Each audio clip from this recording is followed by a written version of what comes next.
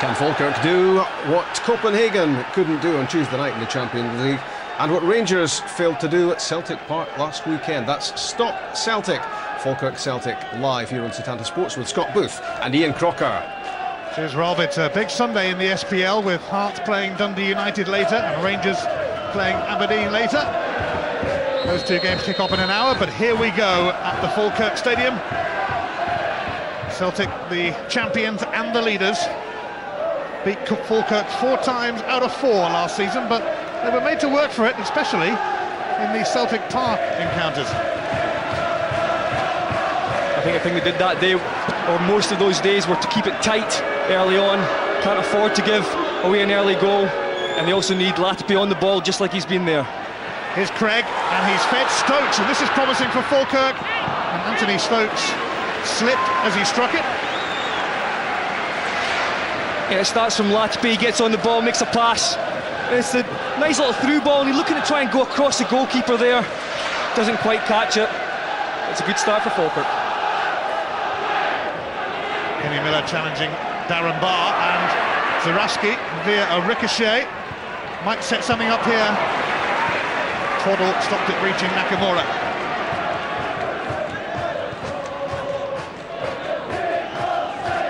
Also Latapy, now part of the coaching staff here, against the reserves.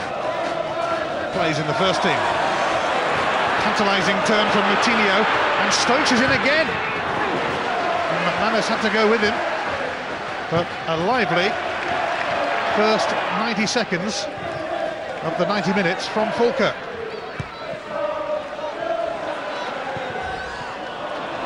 Given away by Ross though. No time for Gravison to settle. Thompson was quickly upon him. That time Moutinho's flip did not come off. Nakamura for Zaraski. Kenny Milne with a foul. Oh, it's a foul. Zaraski just touching it ahead of Milne.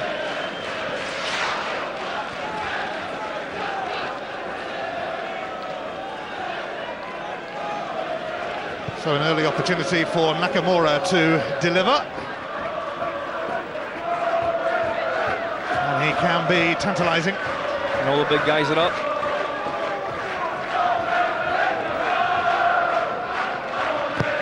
Nakamura. Back by Telfer.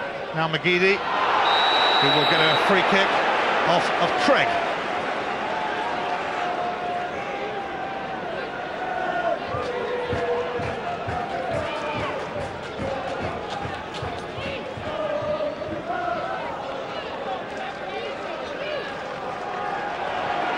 Dispute as to where the free kick is going to be taken, and Ian Bryans pointing to the right place. He's not happy with a quick free kick there.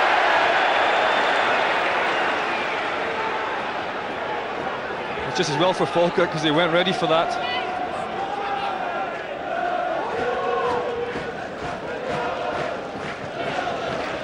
Well, he's already sent 1 free kick in, Nakamura, and he will get the chance to do the same again.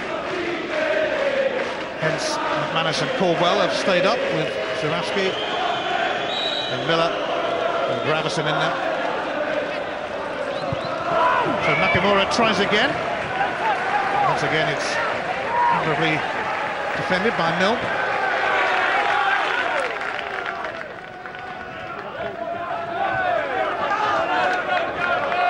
Telfer continuing at right back in the absence of the injured Mark Wilson. Telfer seeking out Zaraski, who was closely watched by Milne. Goal kick.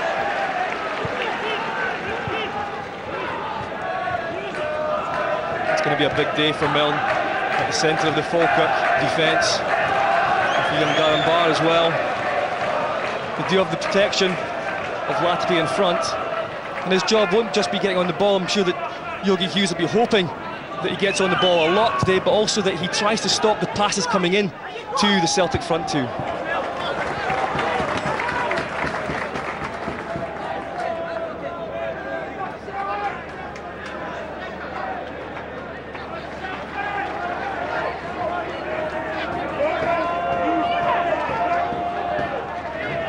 Here's Milne, who scored the winner at Hibs last week.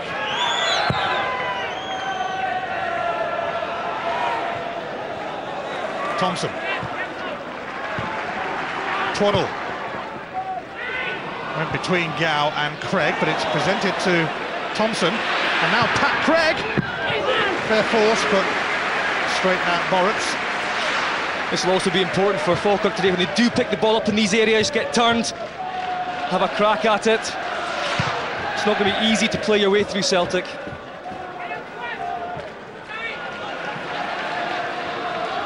Nakamura.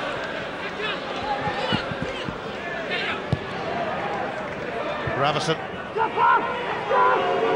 Lennon, who's been outstanding in the past couple of games in particular. But then quite a few have in those Celtic shirts. McManus drilled it straight at Latapi.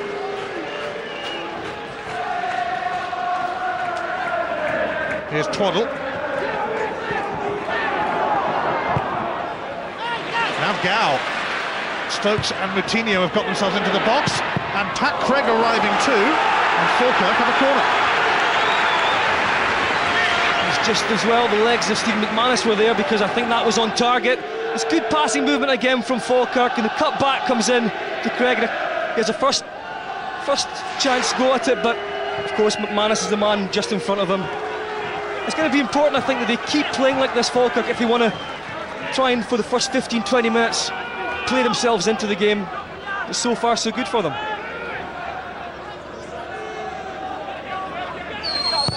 Russell Latapi's corner is comfortably cleared by Neil Lennon.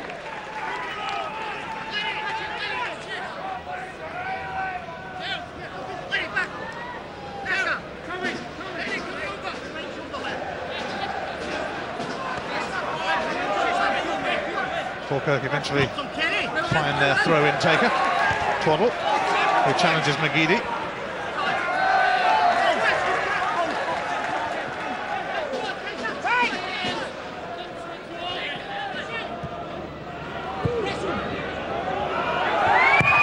Oh, and Boritz with an awful kick.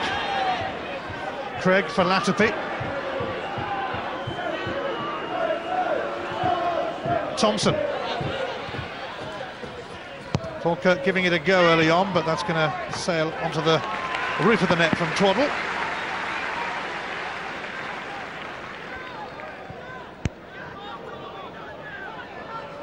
For the moment, Celtic are hemmed in a little bit. I think that Patrick Craig and Stephen Thompson have found there's some room in the midfield. On the ball, they've made some passes. Latapi as well, and I think that their job, Craig and Thompson, was to pick up Gravison and Lennon, and they've done that quite well so far as well, pushing up.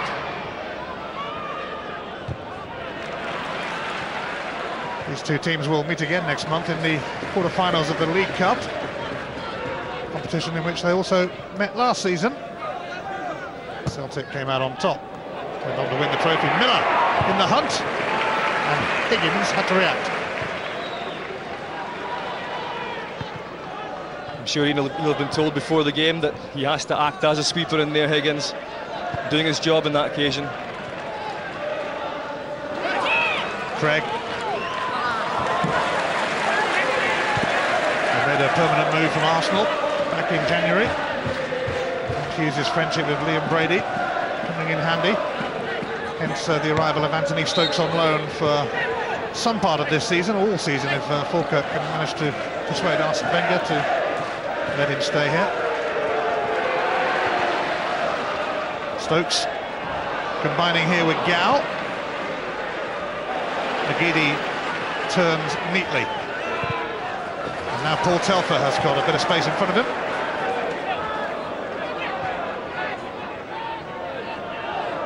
Nakamura for Naylor. He could put a decent cross in too, but that one's a bit long.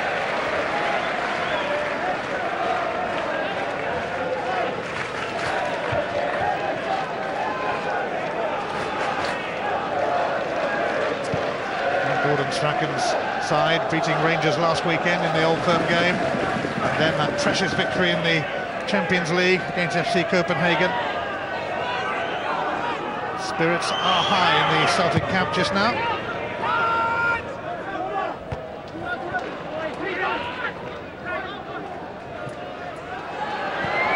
Borwick's taking a touch and Stokes closing in. Zarowski's flip for Kenny Miller, now Nakamura.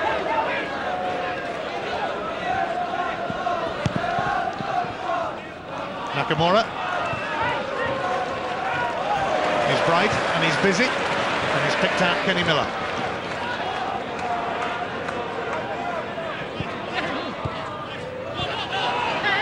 Nakamura skipped past Twaddle. Thought he was going to get a free kick and did not.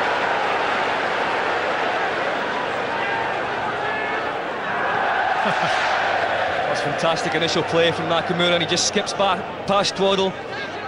He's just grabbed his shorts there, Twaddle, and I think that's why Nakamura stops.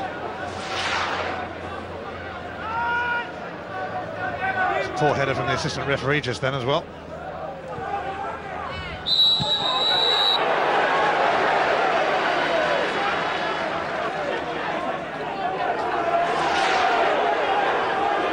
This time Caldwell getting caught out.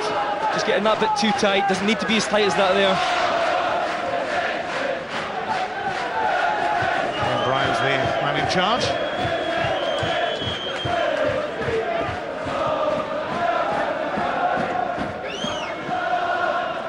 Milne.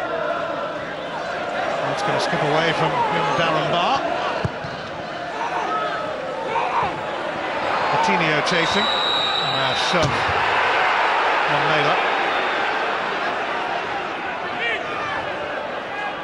It's passes like that from Milne that Falkirk will have to watch today. Can't afford any slip-ups, especially in that area, right at the heart of your defence. Milne putting Darren Barr under a little bit of pressure.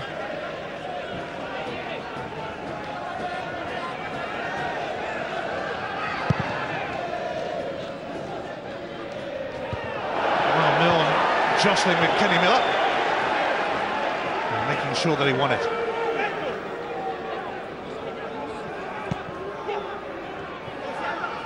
Miller. Caldwell. Gravison rescues it. Here's Telfer. Caldwell for Lennon, although Stokes won it back to Falkirk. Now here's Jack Ross. Coutinho ahead of him, hugging the touchline. The man from Portugal.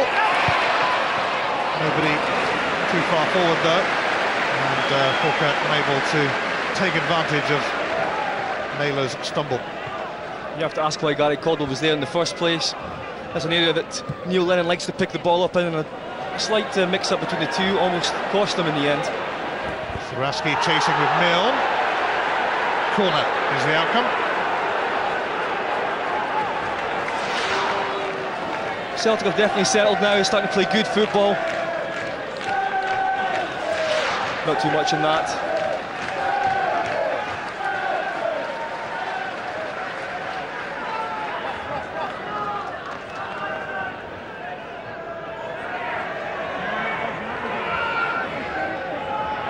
And that's always a threat in these situations. Gets his fair share of goals. Nakamura delivers. And he's flung himself at it. And that would have been something. Neil Lennon aiming for the top corner. Why not? Yeah, he's had a few pops in recent matches, but this time the ball just sits up, doesn't quite get down low enough for him, doesn't get over it. Not the best technique in the world. Has only scored 3 goals in his 6 years at Celtic, but he has given so much more to this team. And at the moment he's playing some good football, Neil Lennon, at the heart of the Celtic midfield.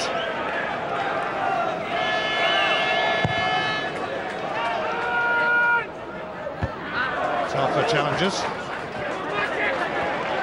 Thompson.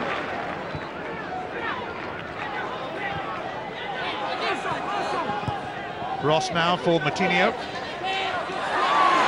Martinho asking questions of Naylor. Gao now looking for Stokes, but he's sent it sailing away. Not much that Stokes could do about that. Sliced by Telfer. There's one thing the players can't do today, and that's blame the pitch.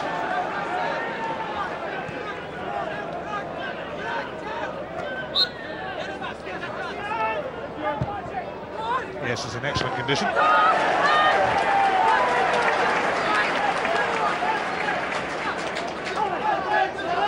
Last time Falkirk beat Celtic was in the Scottish Cup semi-final of 1997.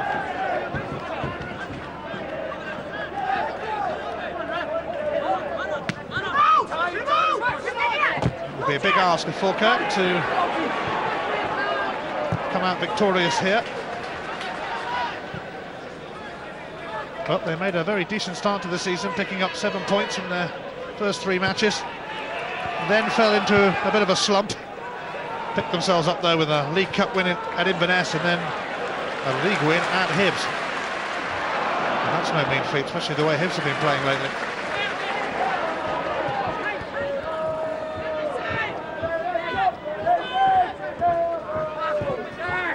Gravison.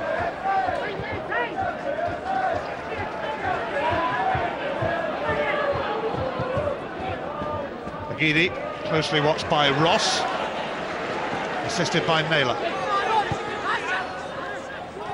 And at times you see some fantastic stuff played in midfield 4 of Celtic.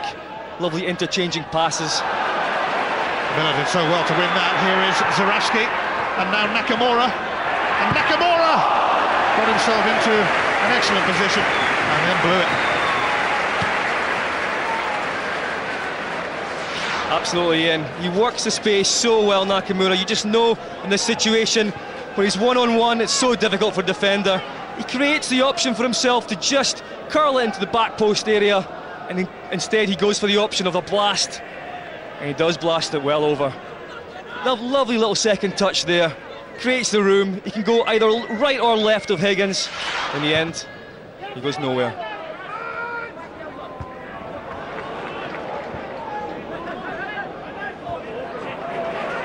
Here's Miller, who set that attack up by leaping in the air to win the header.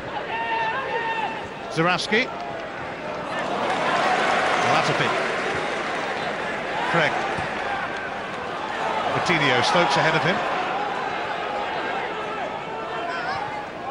Thompson. Craig. Stokes. Challenged by McManus. And Neil Lennon has to help out.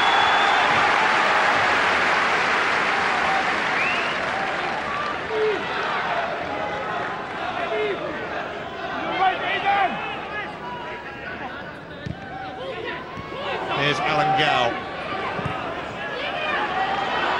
Jack Ross. Boritz claims it. Later, you can ring or text to vote for your Bank of Scotland Man of the Match, and if your choice matches Scott Booth's and you're picked out as the winner, you get a signed shirt. Luckily not from Scott, but from the Man of the Match himself. Nakamura. McGeady almost setting up Gravison. A big problem for Falkirk at the moment is Nakamura. He's on the ball so much. You have to try and get out closer to him. You can't allow him to play.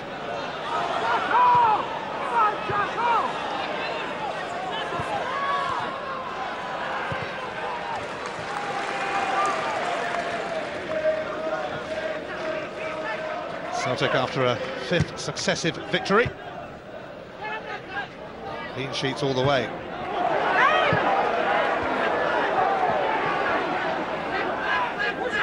Only Manchester United have scored against Celtic lately.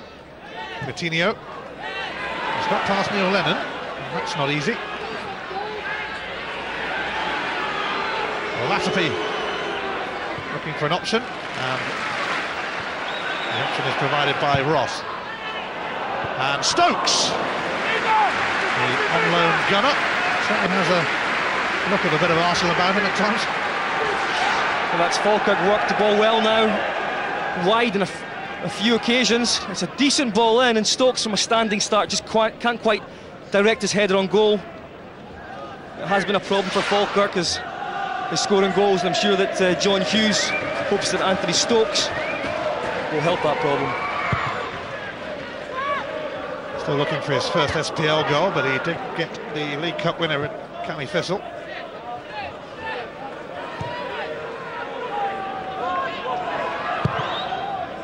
Artur Boruc has been recalled to the Polish squad after incredibly being left out after he played in the World Cup. Their new coach Leo Beenhakker didn't fancy him, but he's back in now because Jerzy Dudek is injured.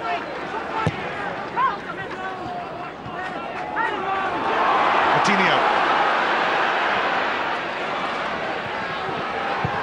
Stokes going for goal. Falkirk doing well again from midfield position, driving forward. Just having a wee go from outside the box, but you have to give credit to both teams today. They really are trying to play football. We expected that. And talking about football, the one man that can really play football is Latupi. Great turn. He has a vision to pick out a pass. And they rely so heavily on him. Kenny Miller leaping to win that again. Milne cleared it in the nick of time. Stokes helping it on, but it's covered by Naylor. And now here's Gary Caldwell.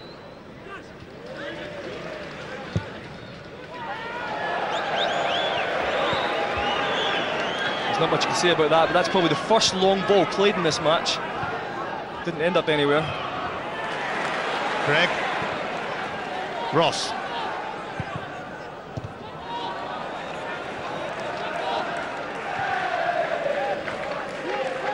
McManus towards Zurawski, who gets the free kick off Kenny Milne.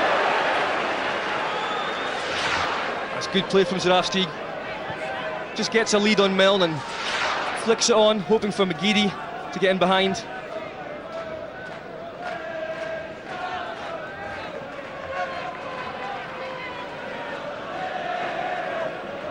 McManus be looking to get on the end of this, and he won't be alone.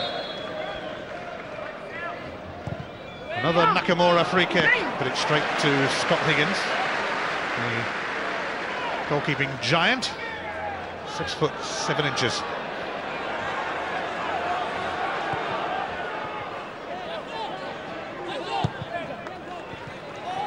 Coutinho, Craig.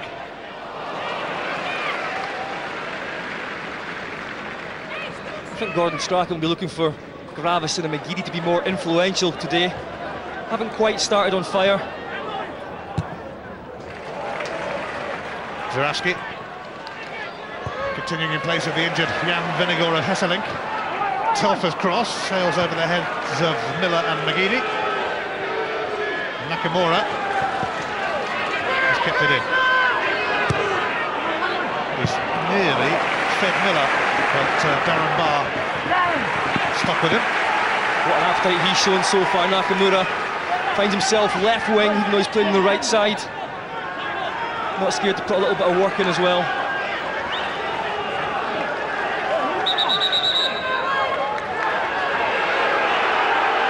Coutinho will have to stand back a bit. You're not allowed to get too close to the throw-in taker these days. Lee Naylor is the taker. Gow put Stokes away.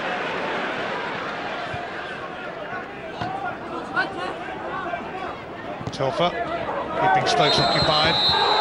Free kick is given against Telfer. I have to say, I thought that was good defending from Telfer.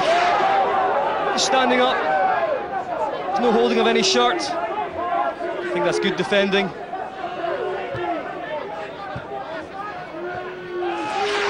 Not a lot in that, but here's Latupi.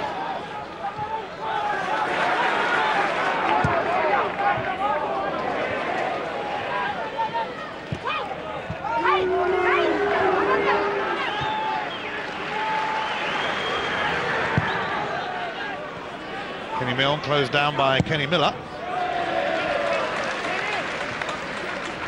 And that means a Celtic throw.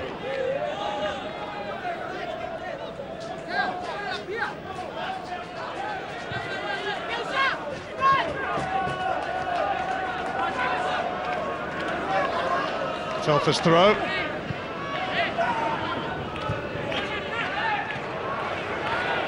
Here's Twaddle.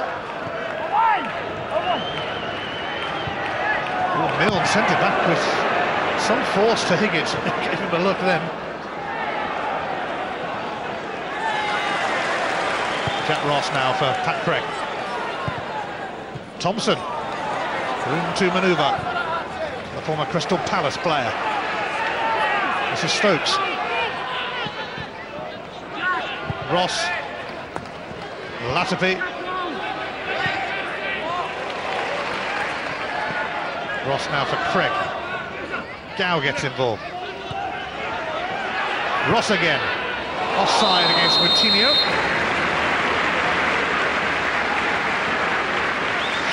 John Hughes will be delighted the way that Falkirk are passing the ball here. You have to say, that is not offside. Certainly not the man for the intended pass, and I think that it's been a good start from Falkirk. They have tried to play football. The passing has been good. He's having a bit of a rethink there with Brian Rice. Looks like Kenny Milne is having to go off, and that's a big blow for Falkirk. Milne, who's colossal at the back for them, has been replaced by Tom Scobie. He's only 18 years of age. And that is a difficult one for John Hughes. He's now got a 21-year-old, an 18-year-old at the back, and I think Kenny Milne was influential for them. He's a big guy, can cope with the height of Celtic.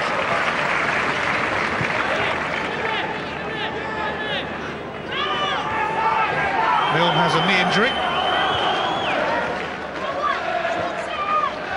So Scobie slotting in at left back, with Twaddle moving to partner Darren Barr.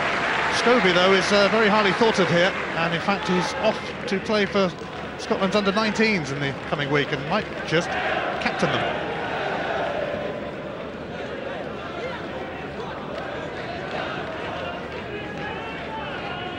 So a knee injury for Kenny Milne. He has been struggling the past few days with that.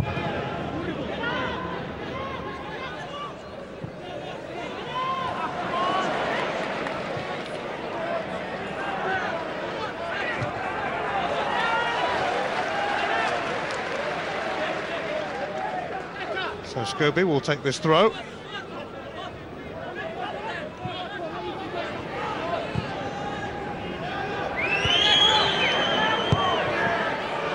Darren Barr skipped away from McGeady.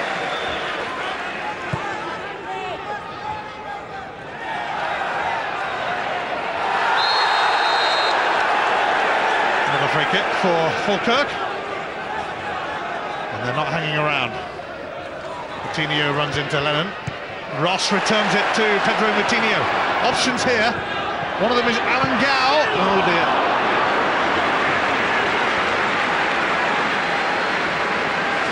Celtic just looking a little bit slack at the moment. Falkirk getting in behind again.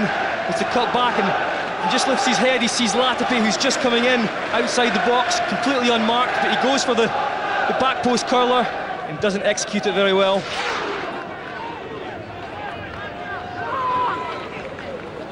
Football from across Europe on Setanta Sports 1 from 5 o'clock today. It's Nancy against Lens. And we're off to Portugal at 7:45 on Setanta Sports 1. Benfica. A chance to have a look at them before they play Celtic. They're up against Aves.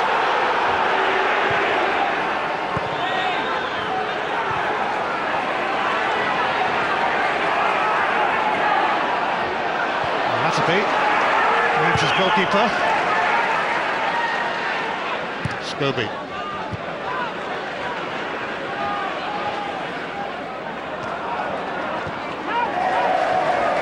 Neil Lennon. McGeady is about to run into Thompson. Alan Gow got his toe to the ball. And now here's Pat Craig. Craig aiming to release Moutinho. Lee Naylor sticking with him. Here's Gow. Craig. Falkirk continue to play the passing game. You have to say that Naylor, who's looked good for Celtic so far this season, is going through a little bit of a torrid time at the moment. Down the right-hand side, Falkirk finding lots of space.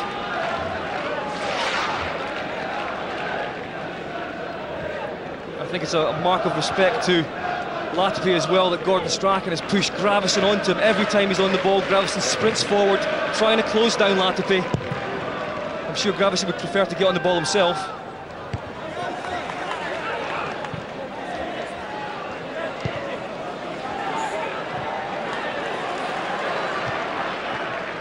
Telfer will be first to that. Here is Gravison.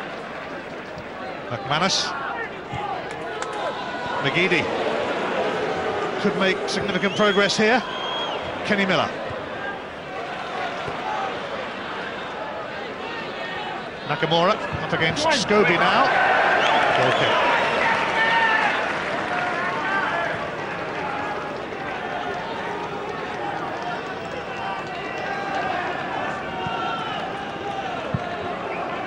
So far, Falkirk have stopped that from happening too often, where a front player or a midfield player drops off, gets the ball and turns and goes at the Falkirk defence. In midfield, they have handled things very well to this point.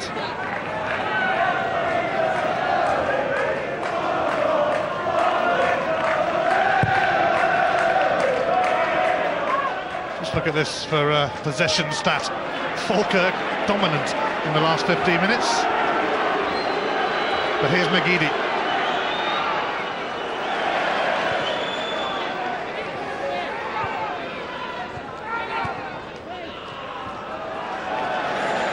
Usually goes the other way when Celtic are playing, possession-wise. Falkirk giving as good as they're getting, and now Kenny Miller. Advantage played. Doesn't turn into one, so Ian Grimes gives the free kick after all. Yeah, it was a free kick. You have to say that Falkirk to this point have done their homework. They've stopped Celtic's most influential players getting on the ball too often, and Kenny Miller's one of them. Also Aidan McGeady has been in the game that often. And it's one thing that John Hughes did mention before the game, that he asked his players to watch Celtic in midweek, and they've definitely done that.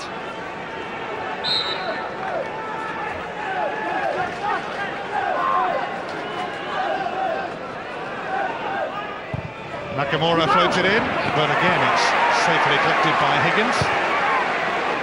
A bit of a feeling of deja vu about that free kick.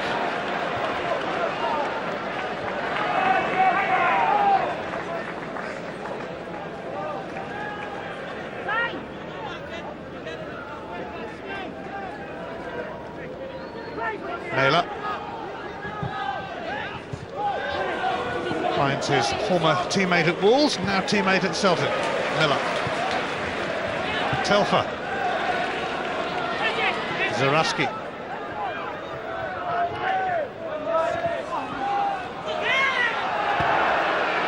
Neil Lennon. Here's Thompson. Skipped away from Craig.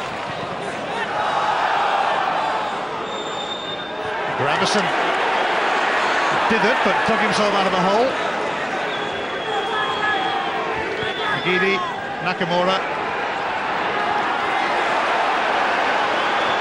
Thompson, Gow, over the top for Stokes. Can he make himself a better angle? He's up against McManus, who has to concede the corner.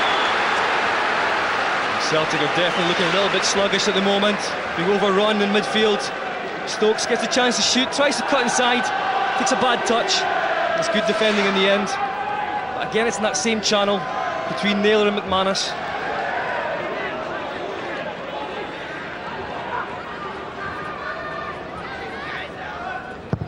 Gow's corner, screened by Neil Lennon. Another corner.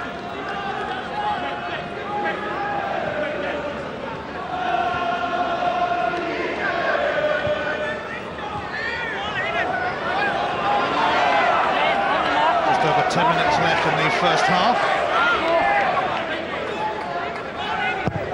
Gow tries again, goes much longer. Scobie sending it back across. It's off the line from Darren Barr, who had the header. Celtic scrambled it away. That looked like handball to me. And the first time I've seen that. Got to see that one again. Falkirk fans screaming for a penalty.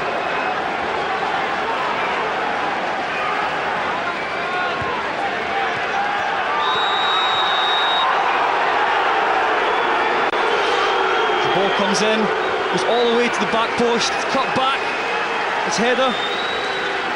Can't quite see if Miller's hand is in there in front of Boric, maybe from this angle. I think to me that looks like he's trying to get his chest in the way, but does his hand just catch it first? It's a difficult one to see. But by the reaction from the Falkirk players there, you have to say that was a penalty.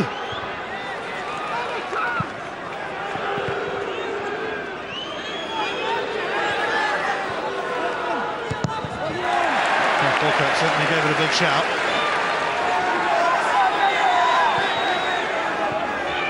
Sean Hughes' side denied by some part of Kenny Miller's anatomy. And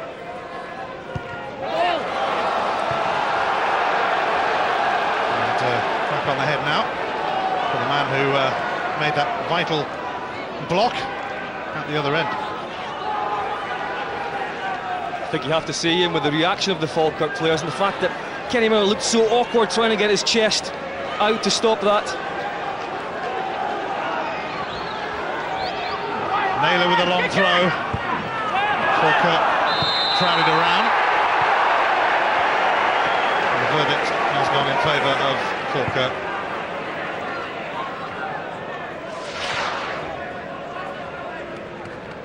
And the ball coming in.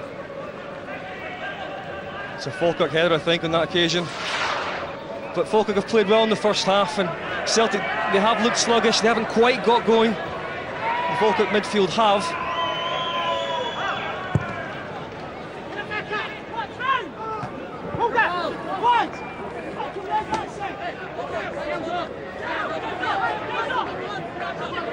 Well, on the evidence of what we've seen so far, Falkirk really might fancy their chances of causing an upset here.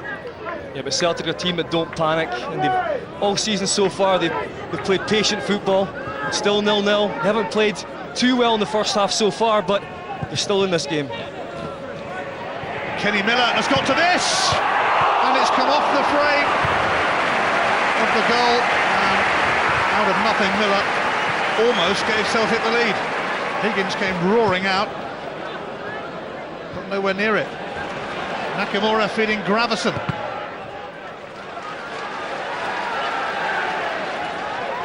Urgency now from Gravison in towards Ziraski, and Miller sets it up here for McGeady, who lost his way. Well, Kenny Miller stopped a possible Falkirk goal at one end and very nearly scored one for Celtic at the other. McGeady just guilty of trying to overplay it on that occasion. The ball's laid back and he has to hit it first time. Tries a little cheeky turn and gets caught out. Stokes having a run. He's gone past McManus. Only Alan Gow has got himself into the box at the moment, but Stephen Thompson is arriving off target with his header, but again neat from Falkirk.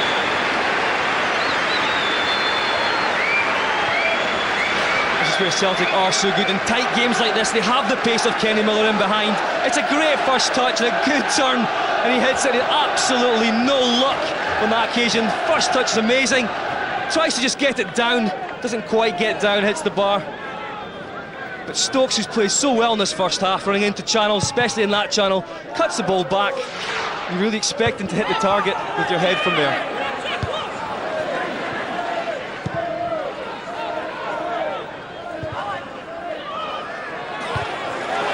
Some tidy football from Falkirk in this first half. Celtic always capable of nicking a goal somewhere along the line. Telfer towards Ziraski, who's watched by Fodder. Offside against Stokes. Well, that was tight, Ian.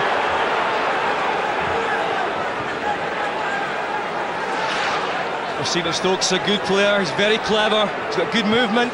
It's very difficult to see from that angle.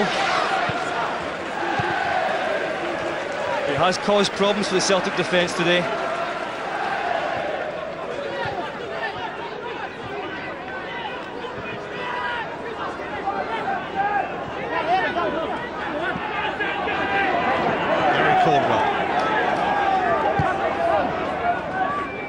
Lennon, Miller.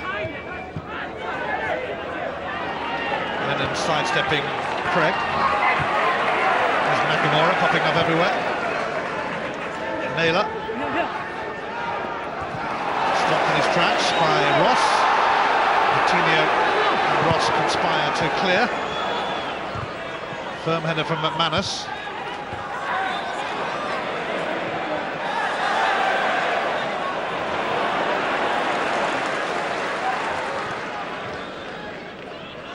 Gao. One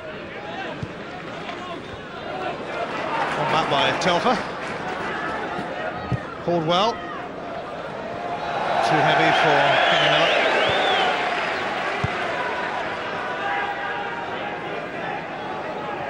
Well, he'll be pretty delighted, you would think, with the way his team have gone about their business today. Yeah, and they've looked composed, they've passed the ball, they haven't panicked at any stage. You have to say that they've looked the team in control. They've had a few chances, but not quite managed to cause Boric too many problems yet. But I'm sure at half-time, John Hughes will be happy with his team's performance.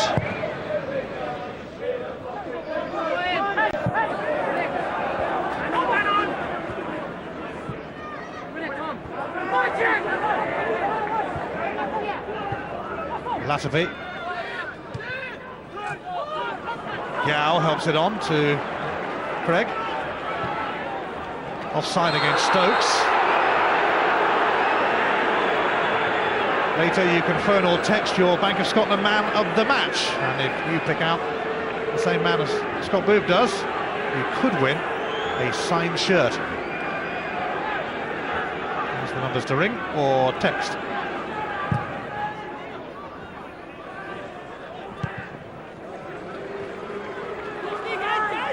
Miller.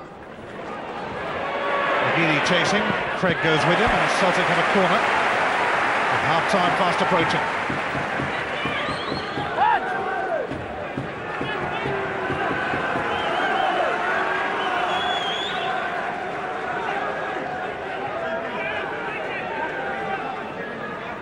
Caldwell loitering on the edge of the area at the moment, along with McManus and Gravison.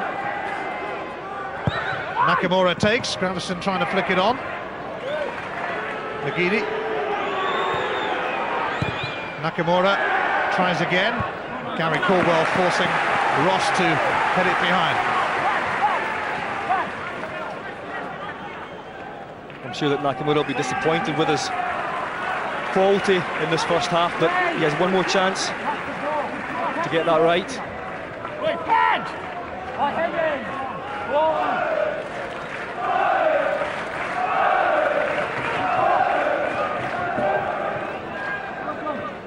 There it comes from Nakamura, that's better, right in towards Kenny Miller.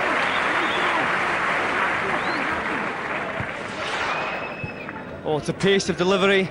It's into an area that McManus normally finds himself in, but this time it's Kenny Miller. Couldn't quite guide that ball down. Miller will be a big loss for Scotland, suspended when they take on France next weekend.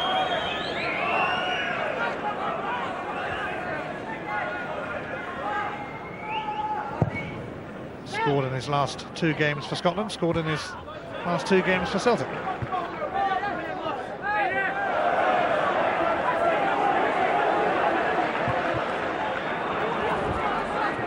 Scobie. McGeady.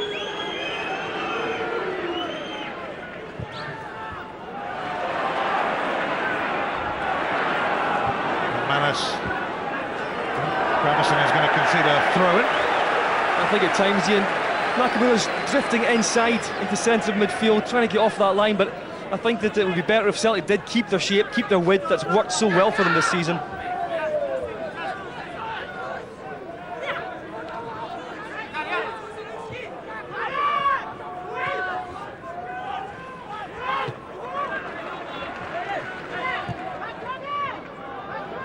Latapi. Ross. We are into just a single minute of added on time. I think Gordon Strachan's got a bit of thinking to do. The team do look like they've had a big game, a difficult game midweek. Just that little bit under par, in my opinion. Maybe he'll be thinking about changing things straight away at half-time. Yes, after those epic games against Rangers and Copenhagen, Celtic haven't quite got going today. But then Falkirk are keeping them busy. Lee Naylor penalised. And this could be the last action of the half.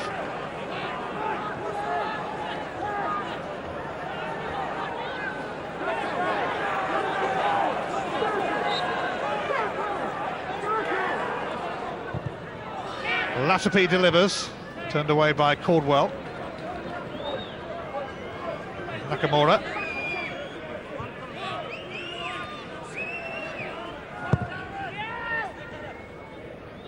Miller got a whack on the head then. Oh, it's half-time and an impressive showing from Falkirk. Kenny Miller, though, involved in two major incidents at both ends. Into suspicion as he stopped one on the line and then hit the bar. Half-time, it is 0-0.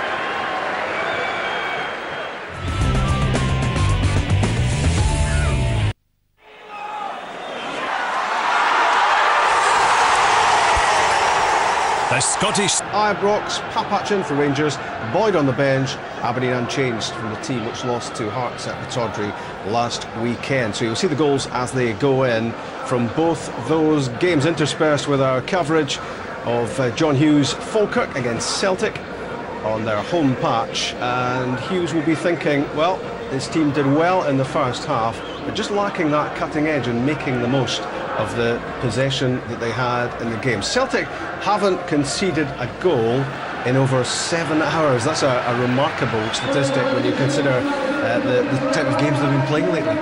Yeah, and I think as well it's a very stable back four they've got out with Mark Wilson.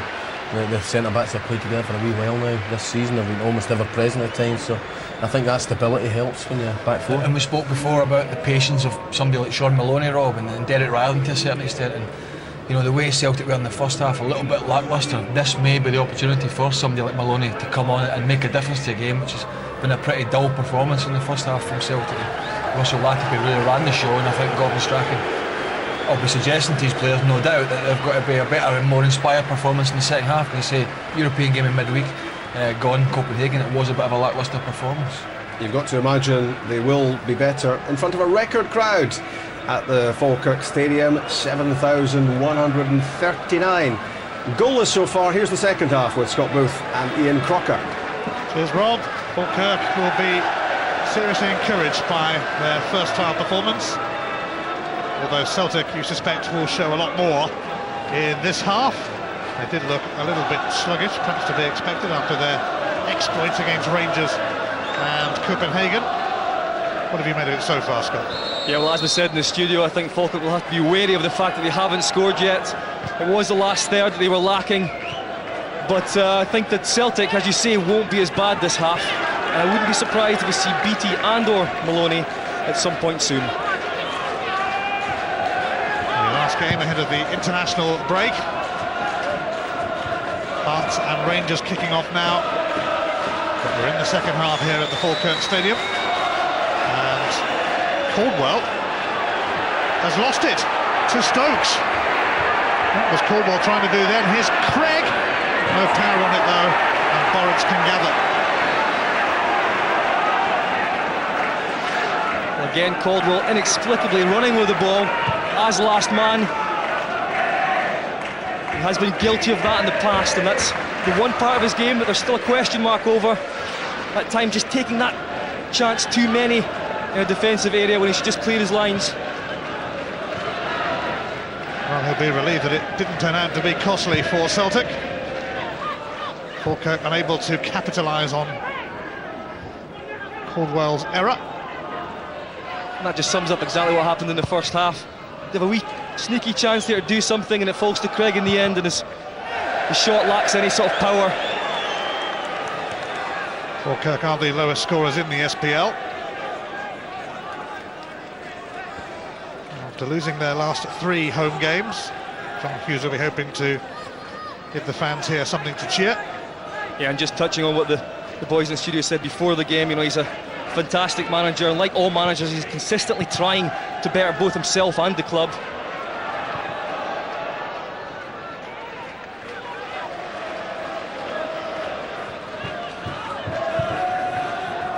Naylor for Miller. Closely watched by Latapi, but he hung in there. Naylor again.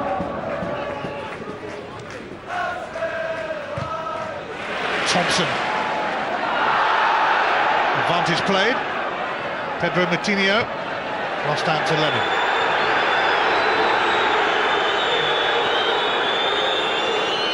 Telfer.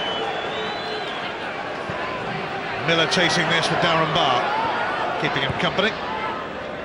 Nakamura and McGeady not connecting as he would have wished. That was good play by Celtic. Getting behind Falkirk one of the few times, and McGeady, you have to say that's a good chance for him. His technique's all wrong, has to get over the ball.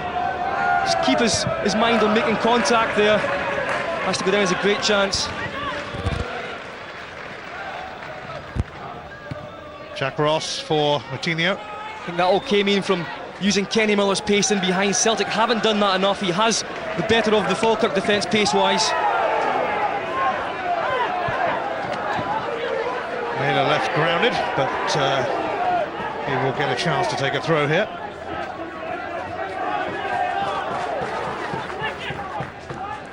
Naylor looking for Miller. Miller has fed Zurawski. Thomas Gravison never really had it under control. Came with him a bit too sharp. McManus for McGeady. McGeady kept quiet in the first half, but he's making a noise now.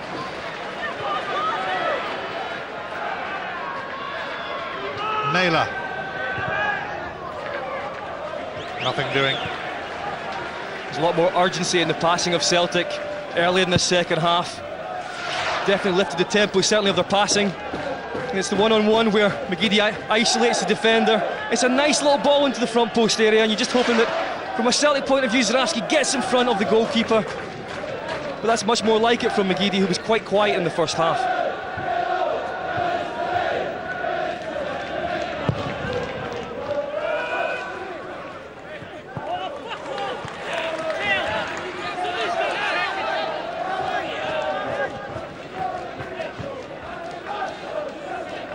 Telfer defended by his manager midweek after he received some barracking from Celtic fans, not for the first time.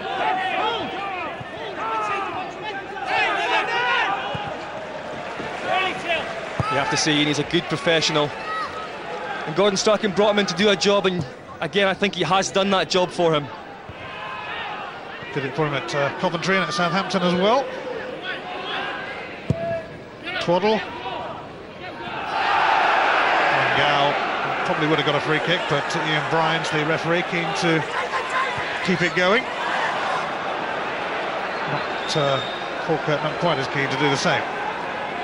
I've been really impressed with Latapi, Gregg and also Thompson in there in midfield. It's just been that lack of vision, that final pass. But Celtic have been so hard to break down this season. Here's McGeady having a run at them. McGeady trying to squeeze it in the bottom corner.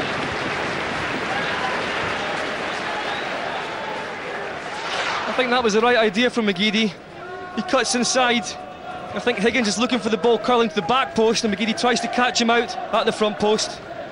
Just not quite coming off, but the trademark run from McGeady in the cut inside. Played his part in both goals against Rangers last weekend, but he hasn't actually scored himself since January.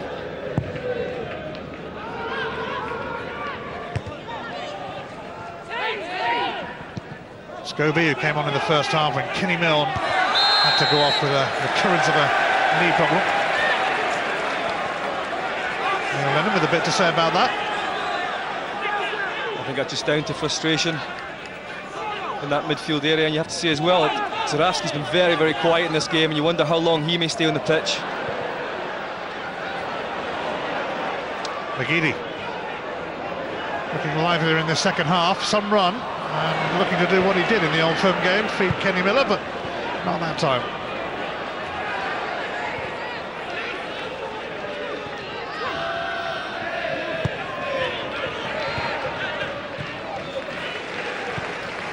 Falkirk playing themselves upfield. Coutinho for Ross. Craig was challenged by Nakamura. Darren Barr launching it. Caldwell fouling Gow. And that's good play from Falkirk. Nice passing movement early on, and then they go for the longer ball. Neil Lennon just kicks the ball away after that challenge, and he's got a yellow card for doing so, the Celtic captain. Booked for this. That's just silly, right in front of the referee. You can never get away with that. This is one of the things that the referees are clamping down on. He should know better.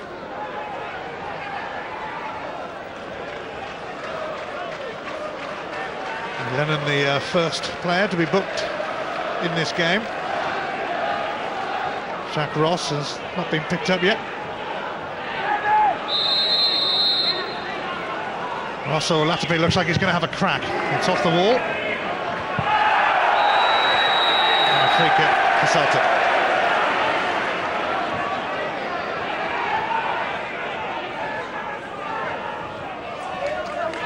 Latterby does have ability, but I think he was that bit too far out on that occasion. May have been better to just keep possession, try to work away down the wing and deliver.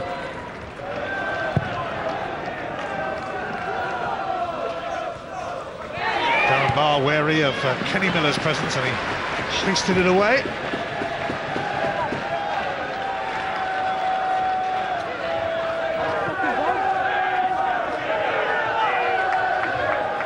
Lee Naylor getting ready for a long throw. It's gone over the head of McManus, near Zaraski. Corner for Celtic.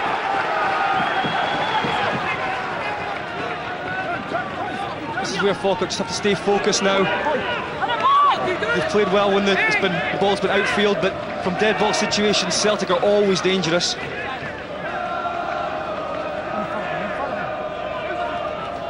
Shinsuke Nakamura takes. Miller trying to help it on, and McManus did help it on. Close. Not to be on the line. That's where McManus likes to end up in the box. His run's always towards the front post area. And he has a habit of getting on the end of things. Change of course this time as Nakamura sets it up for Lee Naylor. And Kenny Miller's flick goes wide. Yeah, you can see what Kenny Miller's trying here. Gets his back up against central defender and just tries to flick it round the corner. Couldn't quite execute it though.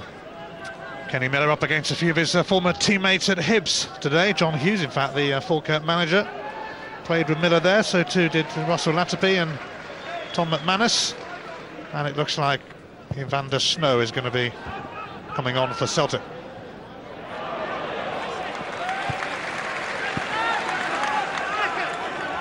I think what Snow will do when he comes on is he'll try and get on the ball in all sorts of areas and try and create things from a central position for Celtic, where they've struggled to do that so far. Stokes. Well, Celtic have scored in every game this season, but Arthur Boruc's goal hasn't been breached now for over 7.5 hours.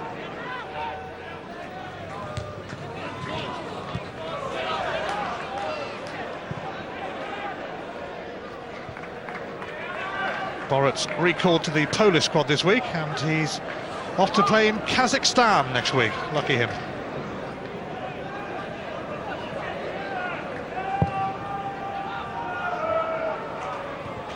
Zaraski challenging. McGeady. Saraski, incidentally, also in that Polish squad.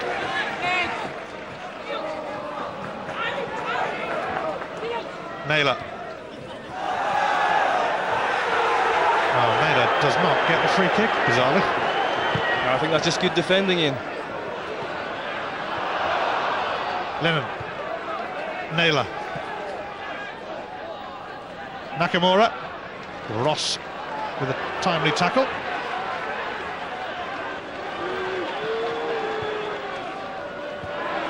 Naylor pipping Moutinho.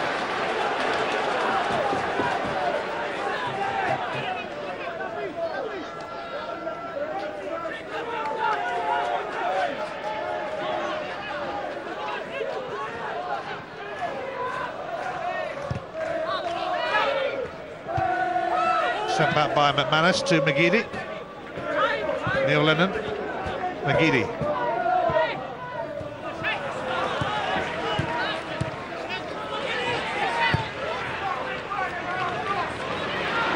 Gow. He's released. Stokes. Anthony Stokes. And Caldwell and Boric both went down to block it. Gary Caldwell gets caught so far out of position here, takes a step forward, don't know why. Stokes goes through, it's a great chance. They're trying to hit the cross. Boric can't quite get a real strike on it. Leaves it that bit too late, and in the end, Caldwell does get back to make up for his mistake.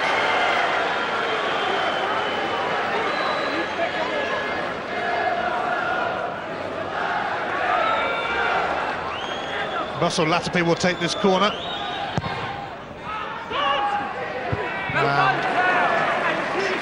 Nothing doing.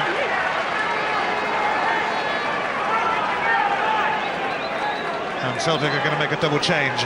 Won't surprise you to hear. Sean Maloney and Evander Snow are going to come on. Maloney, who was outstanding last season, but has missed the start of this season through injury. Thomas Granson is going off to be replaced by Evander Snow, the 19-year-old Dutchman who began his career with Ajax. Not a bad place to learn the game. Then moved to Feyenoord. And Nakamura's going off as well. And Sean Maloney, well, he is more than capable of coming on and making a difference and grabbing a goal. And that can be a good sight for the Falkirk manager. Certainly with Maloney coming on. There's pace on both sides for Celtic now, and Snow, if he can get on the ball, can create things from in there. I think the longer this game goes, the more concentrated Falkirk have to be for pace in behind. Here's Stokes, looking to make it happen. Neil Lennon's down injured at the moment, and it looks like a possible whack in the face. And, well, I think Ian Bryant had to stop it really, because if he has taken us all one there, he needs treatment quickly. Well, you wouldn't expect Lennon to go down for nothing, certainly with a facial knock. In this occasion it is definitely not nothing. It's a real elbow. And catched a sore one there. You just hate to see players getting away with that nowadays. Yeah, he doesn't stay down for no reason, that's for sure. A reminder that later you can call or text your Bank of Scotland Man of the Match, and if your choice matches Scott Booth and you're picked out as the winner, then you will receive a signed shirt from the Man of the Match himself.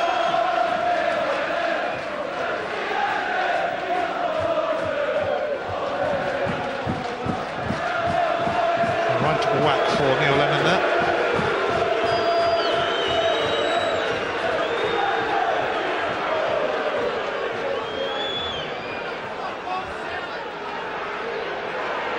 I presume Celtic might kick it back, or are they going to have a drop ball now? They're going to let Boric boot it upfield. The wait is because Lennon hadn't quite trudged off the field.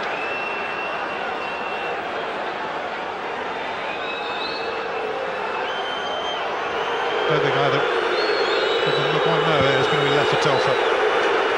Falkirk fans less than impressed. But play was stopped in decent position for them. On we go. Still 0-0. Neil Lennon's back on.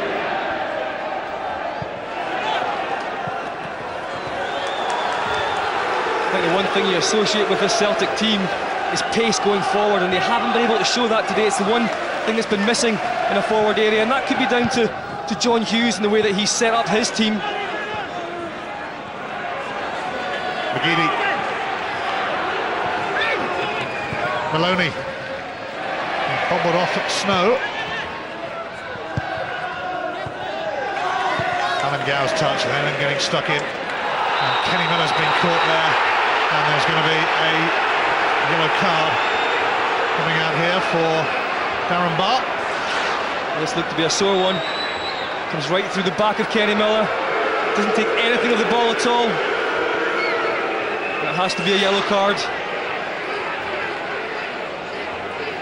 Barr joins Lennon in the book. Miller's up and okay, but he certainly felt that. Maloney standing over the free kick. Maloney sent it towards Zurawski. Gary Caldwell still up there, and so is Stephen McManus. And here's Zurawski! Just as Miller was about to poach, it was hooked away by, I think it was Scobie.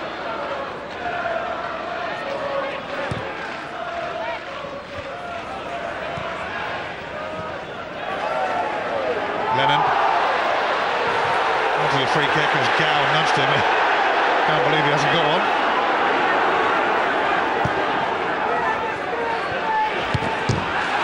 Manus cutting across Moutinho.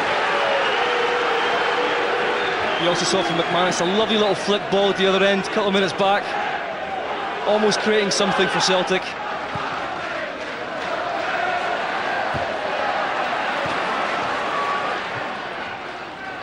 McGeady. Snow. McManus switching it to Telford. Maloney is ahead of him, hugging the touchline. Telford. Zurawski chasing this. Darren Barr comes across. Celtic throw.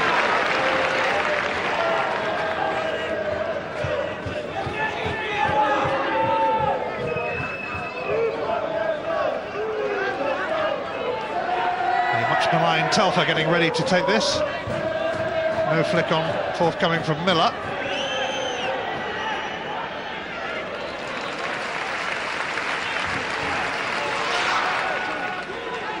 This is McManus' flick on. It's a lovely little lob ball. Zurawski trying to touch it across goal and Scobie. It's a great challenge. Good defending. Otherwise Miller's there for a tap-in.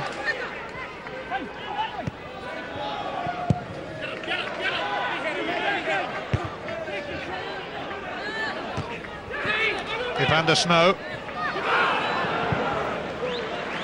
A little loose in his quest to find Miller.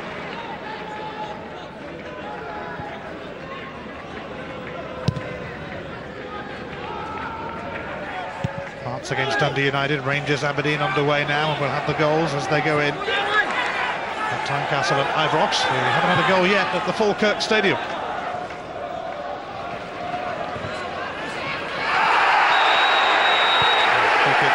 I think the worrying thing as well from John Hughes' point of view, Falkirk haven't created any real chances or good positions in the second half. It looks at the moment that they'd settle for the draw.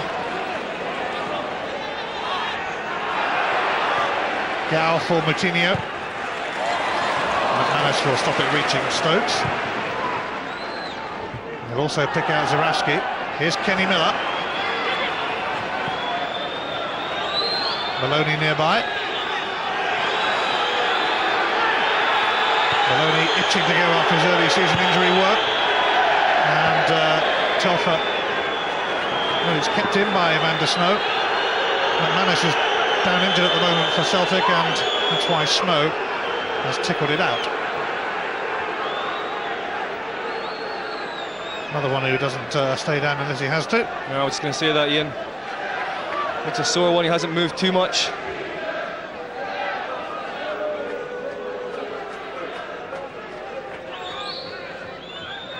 I think that's the problem now for Falkirk, that but it is so tight. Celtic do have the quality, they have the extra pace. The longer the game goes on, they will have to stay focused. Falkirk makes sure that Celtic don't get in behind.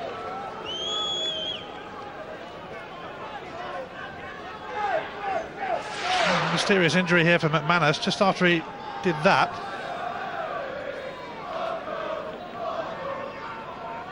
McManus, the only man who has started every game for Celtic this season.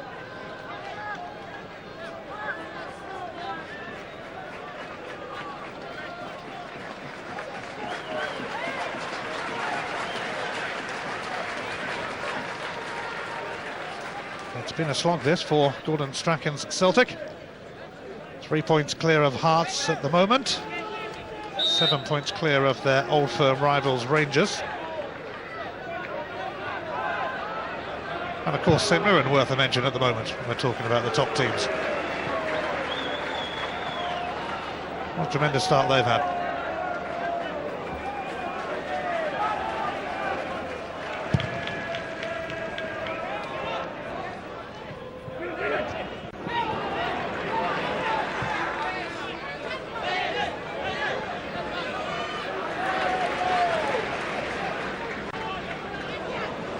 McManus. Well, that would have tested the knock he took. Zarowski. Still struggling, McManus, actually. McGeady. Oh, McGeady has found a way through. Oh, brilliant from McGeady. And Stephen Thompson just stopped it from reaching Kenny Miller. Now, this is sheer class from McGeady. Goes by 3-4 players. Tries to go to the byline, checks back, and oh, there he goes again. Just finds himself in. And when he's in this area, it's very difficult for a defender to do anything against him, but that's a fantastic turn. He's just looking for a striker to come across. Maloney's corner. Only had to be good to keep Sean Maloney out of the team, and he is good, Aidan McGeady. Terrific season so far. Off to play for Ireland next week. Just watch this turn. Going one way, nope, going that way. Looking for Miller to get across. Can't quite get there. You used to do that all the time, didn't you? I'll just leave that to laugh.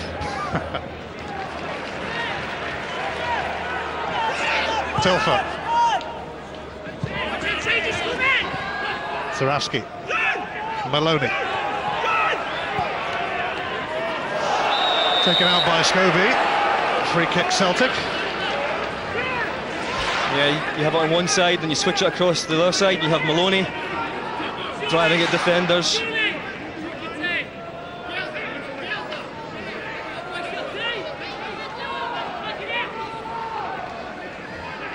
It's a crucial time for Falkirk. Maloney will float the free kick in. Zawrowski flung himself at it, but turned away by Darren Barr. Evander Snow. Neil Lennon. Inside the last 20 minutes. Telfer has gifted it to Latapi.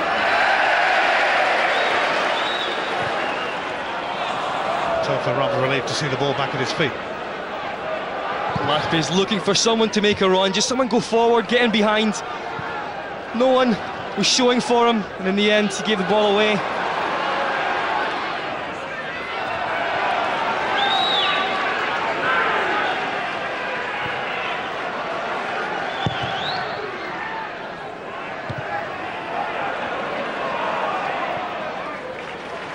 Maloney. Falkirk providing stubborn resistance as Celtic look to make their mark. Telfer.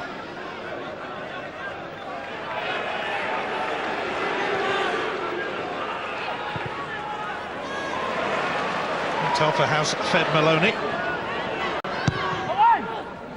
Kenny Miller let it go, and Aidan McGeady with that chance. Well, Aidan McGeady must have given Kenny Miller a shout. Maloney picks the ball up. It's a nice ball in, it's left by Miller. And again, McGeady has to try and get over that one, keep it down.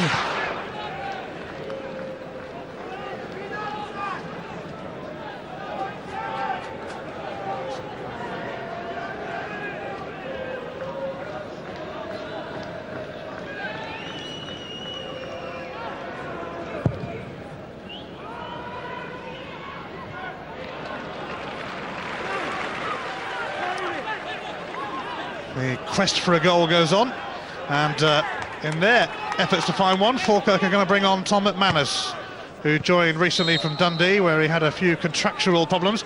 Been ill lately with a touch of tonsillitis.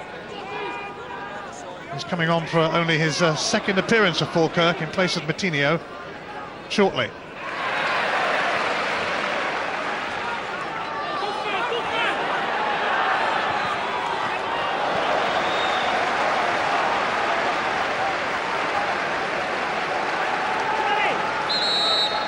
Well, there's been a goal at Tynecastle. Andreas Velička with the shot, which was diverted in. Good start for Hearts. They're 1 up against Dundee United. And of course, they're only 3 points behind Celtic at the moment. So Moutinho goes off and McManus comes on. And he can give this Falkirk side a lot. Yeah, it's a typical move from John Hughes, a positive move. Not happy with, I think, the movement of his front players in the second half. He's going to give McManus the last 20 minutes and hope to get something out of him. Craig Beattie is going to be on for Celtic soon.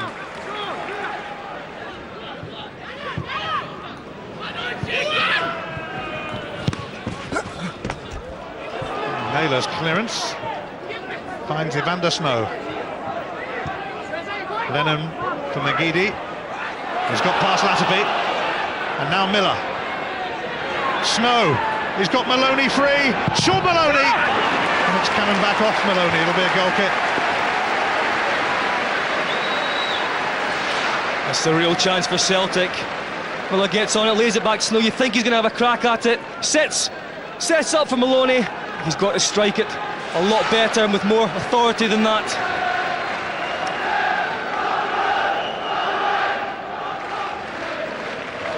Craig Beattie is going to come on, and the word from the touchline is that it will be in place of Kenny Miller.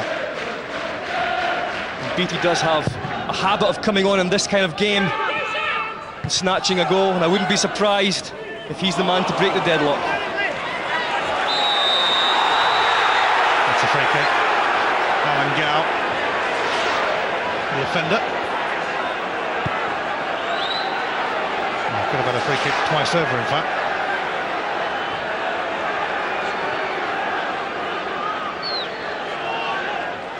Gary Caldwell to take this. Can Celtic find a way to goal in the last quarter of an hour or so? Manus into a right old tangle with Bart.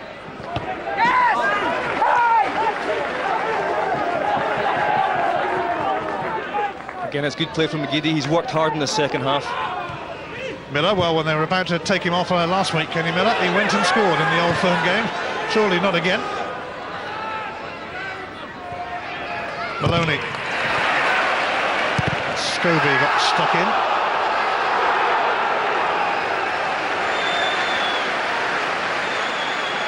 Well, don't think Kenny Miller will get another chance because that substitution is about to be made, so he's not going to do what he did last week. And this time he is coming off to be replaced by Craig Beattie, who is going to make his 50th appearance for Celtic. And Miller involved in 2 key incidents in the first half. That clearance off the line hit the bar. Can Beattie succeed where Miller and others have failed today? I think Kenny Miller has failed there purely because Darren Barnes had such a good game. Be interesting to see how he competes with Beattie. The 21-year-old has played so well today.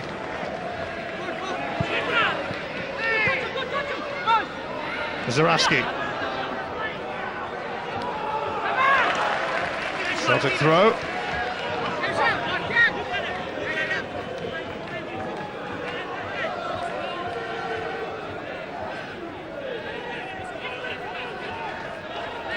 Telfer ready to go long. And McManus cleared it after Beattie had flicked it on. Here's Stephen McManus. Hung up towards Zarowski.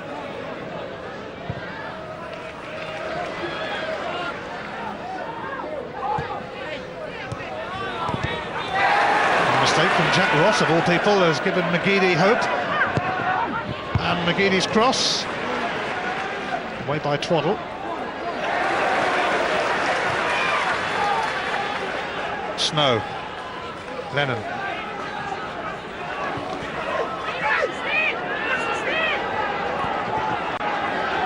Lennon spinning away from Craig. McGeady determined to hang on to it. Not the easiest to shove off the ball, mind you.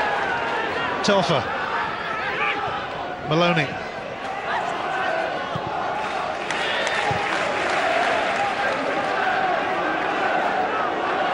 Neil Lennon for Lee Naylor. McGeady. Beattie just on as a sub. Overhit. Gary Colwell's going to get to this. Evander Snow. Telfer. Maloney. Celtic continue to probe. Maloney mishit. With European football to come on to Tanda Sports 1 from 5 o'clock, the French League, Nantes against Lens. And from the Portuguese League, Celtic's Champions League opponents Benfica take on Aves at some 7:45 on to Tanda Sports 1 tonight. You have to say that John Hughes has done his homework today. I think a feature of Celtic's play since the start of the season is getting wide, getting down the flanks. They've so much ability out there, but today they've been going through the centre areas and it's not causing as many problems for Falkirk. I think that's down to the way they've squeezed the game in midfield. And as yet, Celtic have hardly created any real chances from wide positions. Alan Gow has written the challenge from Snow. Gow! It's been diverted wide for a corner. Alan Gow has the ability to do this. As soon as he gets turned, gets away from Snow, he's looking for a shot, he's got a great strike on him, just can't quite get it inside that far post. I think Boric is beaten on this occasion. And the man who earned the corner will take the corner.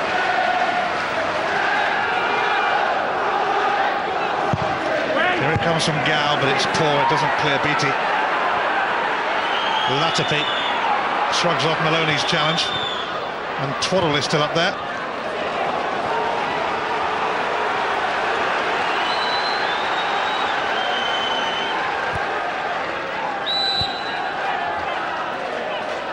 Heading towards the last 10 minutes, still Falkirk 0, Celtic 0. Hearts leading Dundee United by a goal to 0. Velichka with a deflected drive. No goals at Ibrox Rangers Aberdeen.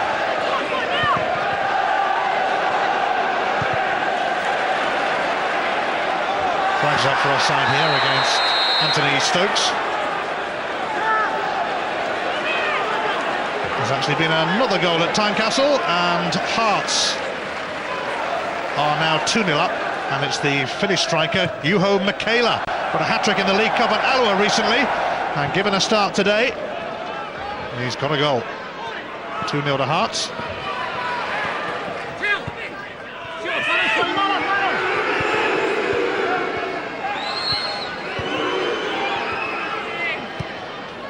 Telfer.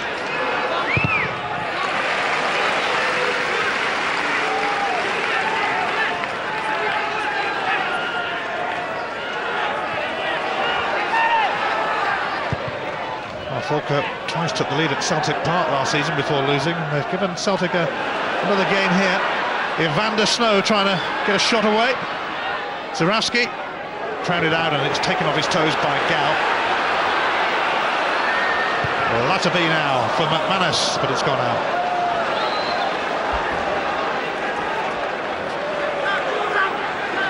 John Hughes animated as usual. He will not want his team to fall back and sit too deep and invite Celtic on for the last 9 or 10 minutes, trying to get them pushed up.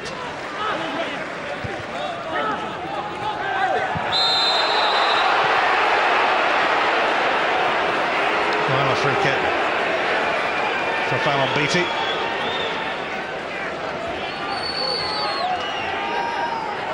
Celtic have gone about 8 hours now without conceding a goal, but can they score one here? They have scored in every game so far this season. Beattie unable to make progress, run back by young Scobie, who came on as a sub in the first half when Kenny Milne had to trudge off. He's off to play for Scotland's under-19s this week. As long as that knock isn't too bad.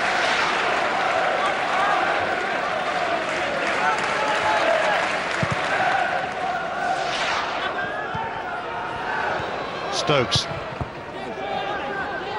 Thompson. Oh, it's an error from Stephen Thompson. You don't want to do that when Aidan McGeady's around. McGeady. Higgins able to collect long before Beattie got there. Last chance to phone or text your man of the match. And if your choice is the same as Scott Booth and you're picked out as the winner, you will win a signed shirt from the Bank of Scotland man of the match.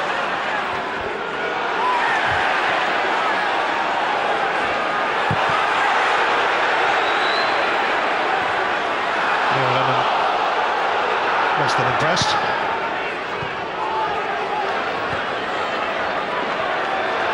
Down bar. Again, it was Craig and Thompson in midfield, closing down, not allowing Celtic to get anything started. They've had good games today. Celtic looking for a 5th win on the spin, but running out of time. Naylor. Lennon. Telfer.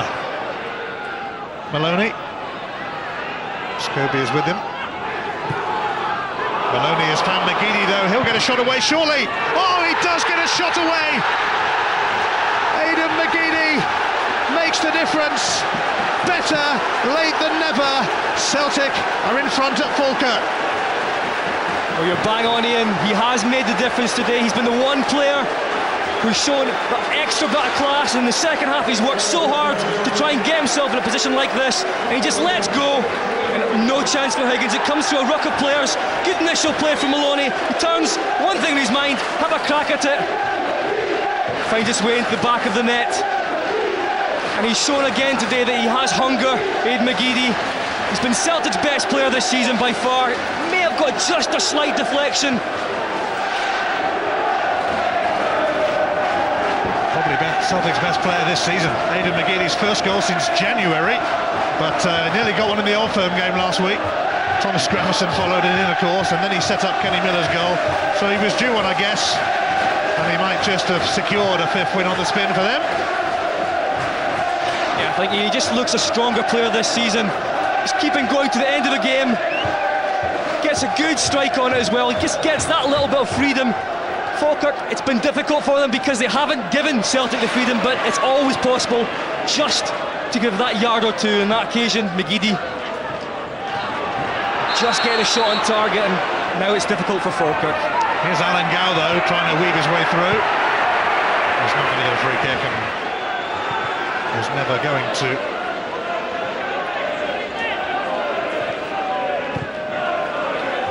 Aidan McGeady was away on international duty in the coming week with the Republic of Ireland. They go to Cyprus and then play the Czech Republic in Dublin.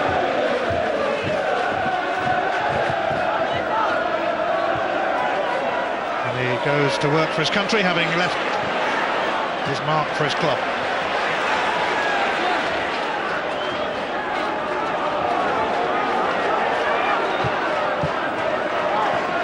Lennon blocked the first pass, but not the second. Here's Pat Craig. Now Stokes, who's had a couple of chances, trying to take the ball on there. Oh, he's won it back off Naylor. Stokes trying to do it all by himself, and it's eventually smothered by Boritz, and he wanted to beat everyone. That's another player for Falkirk today who's given absolutely everything, and Stokes just wins the ball back, tries to cut inside. It's at that point you're hoping that he releases the ball. From a Falkirk point of view, it's going to maybe be their last chance of this game. He just holds on the ball that bit too long. Players around him looking for him to release. At this point, doesn't do it, but then it's too late.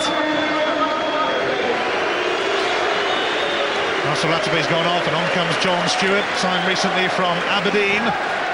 And he'll be pushed forward in the search for an equaliser. Well, it's the last throw of the dice for John Hughes. Jimmy Caldwood said that John Stewart was the best finisher at Pittodrie. Well, he's got 5 minutes to prove that. Twaddle rising with McManus. Evander Snow wins it. Here's Jack Ross. Alan Gow. Some fancy footwork from him. Oh, it's a free kick for Falkirk. Foul on Stokes. Great position. And Stokes might fancy having a go himself.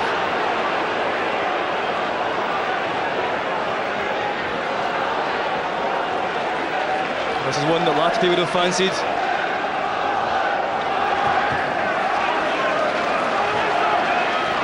Well, Stokes has caught the eye again with his performance today. One of Arsenal's impressive youngsters, sent out on loan to gain experience. Has he got an eye for goal here? Anthony Stokes deflected off the wall, corner for Falkirk.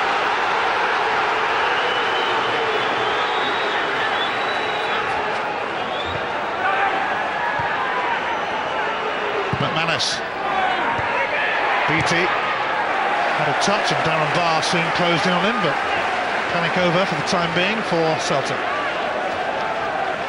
Barr, Craig, Thompson and Stokes for Falkirk have done so well today.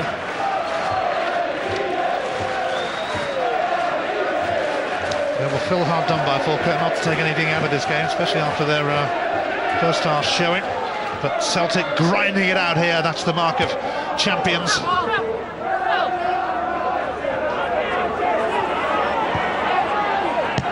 Ross. And that's exactly it. You always fancy Celtic to sneak one. They have been patient today, they've not been the best, but they're always possible to create chances, even late in the game. Well, Craig has had a kick at Naylor then, and Stephen McManus reacting. And Ian Grimes and his assistant quickly in. Pat Craig made contact. He's apologising to Lee Naylor now, but is it going to spare him some punishment?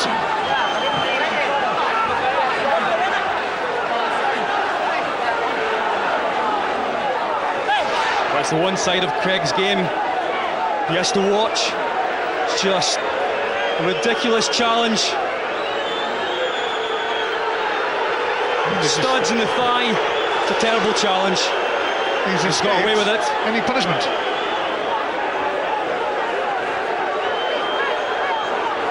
Well, the assistant referee can have a better view. Tommy Johnston.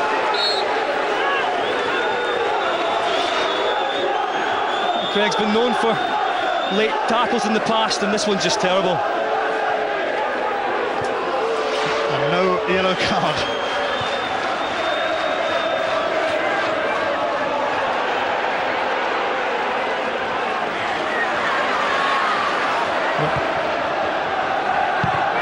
Hoisted clear by McManus. There's going to be 3 minutes for Celtic to hang on here. Falkirk rallying late on. Stewart, McManus, and Tom McManus' shot was blocked by Stephen McManus. A great block from McManus. I think he is struggling a bit, but going to the end.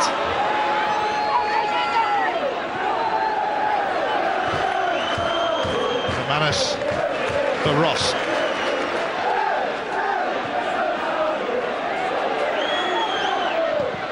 McManus delivers. Boritz fancies it and gets it, just about.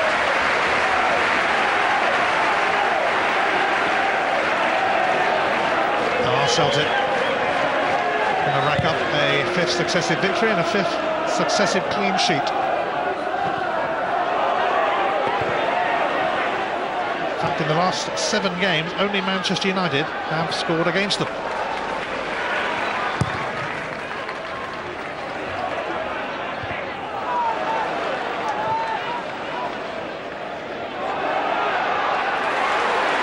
Well, with Hearts already in command against Dundee United, looks like Celtic will maintain a 3-point lead, at least. Stokes, though. Not too many Falkirk bodies in the box, and Neil Lennon was back there. as you might expect. Zaraski was held back by Craig then, the advantage played, and Beattie, I think he'll get a free kick there, given a right old bump by Twaddle. And that could be a yellow card coming out. It is for Twaddle. Yeah, the game's now completely stretched. Falkirk pressing at one end, getting caught by the pace of Beattie at the other. Credit to Falkirk, they're having a real go in the last 5 minutes or so.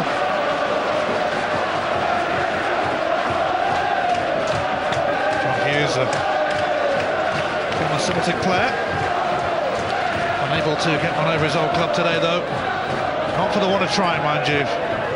Falkirk can take a lot of pluses out of this match. Celtic running the clock down now, second goal would be nice, but not quite the priority at the moment. The 3 minutes of added on time almost up.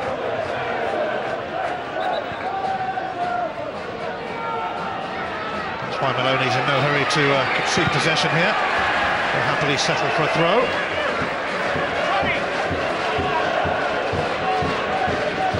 The longer that Celtic go in the Champions League, the more important these kinds of results are going to be for them.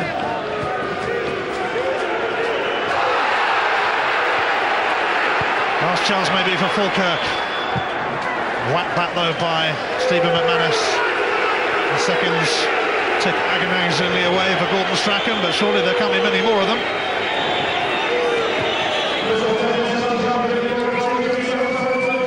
Celtic almost there.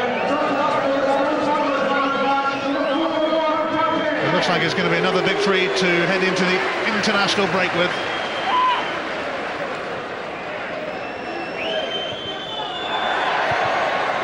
Only 3 minutes of added on time has become 4.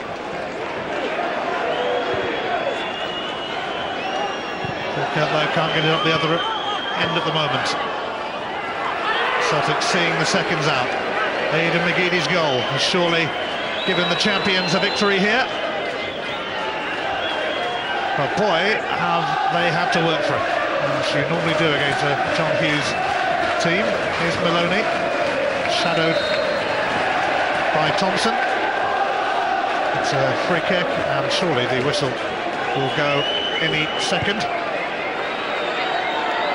Might just go on this kick from the keeper, you suspect. It is over. Another win, another clean sheet. Celtic had to be patient today.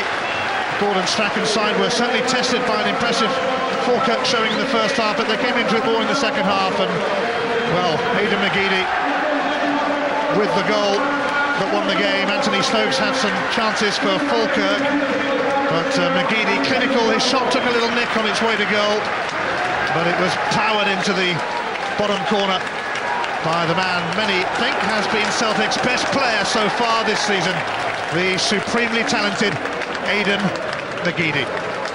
We'll hear what Ian McCall and Craig Burley think of it all next with Rob. It ends here, Falkirk 0, Celtic 1. Season, and a pretty crucial one at that. Yeah, it was very vital. I mean, I thought the first half Falkirk played extremely well. They put us under a lot of pressure, but I was just happy to get the 3 points. You seem to be in the form of your life just now. What do you put that down to? I think I'm just playing with confidence just now. Every time I get the ball, I feel as if I can do something with it. And obviously I've got the support of the manager behind me and all the backroom stuff, and I suppose just down to confidence. I'm feeling good at the minute. Do you feel any pressure at all with Sean Maloney and Derek Ryden sat on the bench knowing that they can play that position as well? Yeah, there's always going to be pressure at a club like Celtic. You know, 1 or 2 bad games you're going about the team. There's going to be somebody pushing for your place. But I just need to keep doing what I'm doing. Hopefully I can keep my place in the team. I mean, that's obviously up to the manager, but I'm enjoying my football at the minute. And this week you're away with the Republic of Ireland for some Euro qualifiers. Do you cop any stick at all from your Scottish teammates about that? Nah, it's not really my teammates. It's mostly the opposition fans, as you've seen out there, and most of the away grounds I go to. But nah, I mean, it's all done in tongue in cheek. It's good banter. Well, Aidan, you are today's Bank of Scotland man of the match. Very well played. Oh, well, thanks a lot, Steve. Cheers. Thanks. It's Stuart, actually. Aidan McGeady, man of the match, and Michael McDermott from Edinburgh picked him out and a signed McGeady shirt, Michael, is yours. You're a competition winner this week. Falkirk 0, Celtic 1 in front of a record crowd here at the Falkirk Stadium of 7,139. With me in the sun-kissed studio, Craig Burley and the former Falkirk manager, Ian McCall. And we'll hear from John Hughes shortly, and he will be highly frustrated, I would imagine, Ian, because for 84 minutes his team had done a good job. And they look quite comfortable, certainly defensively. I don't know if they created that much going forward, but certainly in the first half I thought they pressed the game very well, passed the ball very well. The worrying thing for me though is when Russell Latapy ran out of steam. I felt Falkirk kind of ran out of steam, but if they'd got a draw today, it certainly wouldn't have flattered them, that's for sure, and that'll disappoint Yogi. Celtic may have lacked a bit of sparkle here today, but the man of the match certainly didn't lack sparkle. Well, we spoke about him pre-match, didn't we, and how players with a bit of quality can do something a little bit different when a game's tight, and Aidan McGeady did that. Some flashes in the game from it. It wasn't convincing from Celtic today. Maybe that was to be expected after the European ventures in midweek, but it's ominous for the rest of the teams if they play like that and still come away with victory. It's making them a good side, a side that are going to be in the long run for the championship, and it's up to their sides to catch them up, Rob. But they didn't really perform today, but in McGeady they had somebody who can do something a little bit different, and that little ball slipped inside from Maloney. Latapy missed it. Have to question the goalkeeper's position a little bit, but it was a terrific strike from the lad. Gordon Strachan didn't look that pleased at the end of the game. He would be pleased with the result. You could tell by his face when he shook John Hughes' hands. You knew Falkirk had given him a run for their money. But at the end of the day, after a tough week for them, Old Firm, European game midweek and another 3 points, I don't think you can ask much more than that. But with 5 or 10 minutes left here and Celtic apparently struggling to get that breakthrough, you're never going to write them off, are you? Because they're going to go right to the final whistle. No, because they've got individuals in their team, within their team framework, that are capable of brilliance. And I thought Aidan McGeady lifted their whole side in the last half an hour. He did one bit of skill, which hopefully will show later. I don't know. It was absolutely magnificent to watch. And he did 2 or 3 other things that I think lifted the crowd a little bit, lifted his teammates, and enabled them to push on for the victory. But I did think Falkirk had 1 or 2 half-decent chances in the second half, particularly Stokes ran through. Didn't look particularly convinced as if he would score, but I thought it was a great chance. I thought Falkirk defended really well for most of the match, Craig, especially when you consider they lost Kenny Milne early on, and the Jack Ross, who's got experience on his side, alongside 3 youngsters at the back in Darren Barr, Mark Twaddle and Tam Scobie. They did well. I thought Tam Scobie did well when he came on, went to left back. I thought Barr did extremely well when he went to the centre half. I really thought he made some good challenges, played Miller and Zarafsky well, handled Beattie when he came on. I thought he had a good game. It's difficult for Russell Latapy to run a game for 90 minutes. We spoke about him before. He is 38 years old, but Stokes held the ball up well and had some good play. But as Ian said, in that final third, and both times were just after the first half. When the first half started, 30 seconds of the chance. The second half started, 30 seconds later, a great chance again when he was driving in, but it didn't look as if he had that conviction there. And they created some good chances for Falkirk today, but John Hughes will be disappointed that they didn't take any. Yes, stand by for Yogi, the Falkirk manager John Hughes with Stuart Lovell. John, do you feel a little bit hard done by with that result today? Yeah, I felt we put enough into it to at least get something out of the game, and I think you've seen today that the young boys in my team, they'll definitely take plenty from that, and I feel for them. I feel for the young boys, but I felt every one of them were immense, especially, and I have to give a special mention to the boy Darren Barr. He was a colossus out there, absolutely outstanding. And sometimes you say that, well, that'll have a adverse effect on them, and I hope not. It's my job to pick them up, but I felt we gave enough to make sure that we took at least something for the match. Well, you mentioned Darren Barr. Apart from that, you had 2 other young lads playing alongside him, two 18-year-olds playing at centre-back. That must bode well for the future for Falkirk. Yeah, and there's more coming through, to tell you the truth. We're trying to turn them into men overnight, and it's no easy. You have to bully them, you have to nurse them, you have to babysit them, and 1 or 2 of them played at Ibrox and didn't find the experience great, but I know they're going to be better for that experience, and the exact same there. I felt the 2 of them, young Scobie went on there and played Kenny Milne, and he played his part, and Twaddle knocked into centre half. We see him as a centre half, but just need to toughen him up a little bit. But great left foot, 6'2", run like the wind. He's got a chance in the game, and even it's imperative that all my other young kids underneath that see. When you're at this club, it's not just talk. You do get a chance in the first team, but I have to say this: it's about picking up results. And once again, we come away, we picked up nothing, empty-handed. You went with a 4-3-3 formation, which was pretty adventurous, and Russell Latapy playing a key holding role for you today. What made you go with that?